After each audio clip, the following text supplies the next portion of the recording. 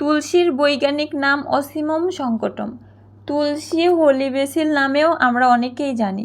এটি কিন্তু অনেক গুরুত্বপূর্ণ একটি ওষুধি গাছ। প্রাচীন কাল থেকেই তুলসী পাতা ব্যবহার হয়, যেমন অনেক রোগ প্রতিরোধের ক্ষমতা বৃদ্ধি করে, শ্বাসকষ্টের সমস্যা, চর্মরোগ নিরাময়। নিয়মিত তুলসী পাতা চিবোলে রক্তে শর্করার মাত্রা নিয়ন্ত্রণে থাকে। তারপরে তুলসী পাতার রস চর্মরোগে যেমন ব্রণ, ফুসকুড়ির চিকিৎসায় প্রয়োগ করা হয়।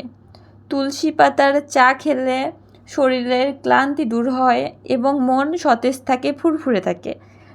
আর তুলসী পাতার রস মধুর সাথে খেলে সর্দি কাশি উপশম হয়। এটা কিন্তু আমরা অনেকেই জানি।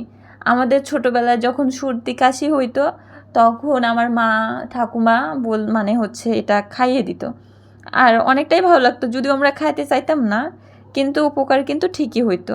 সকালবেলা খালি পেটে কিছু তুলসী পাতা চিবোলে শরীরের জন্য অনেক ভালো।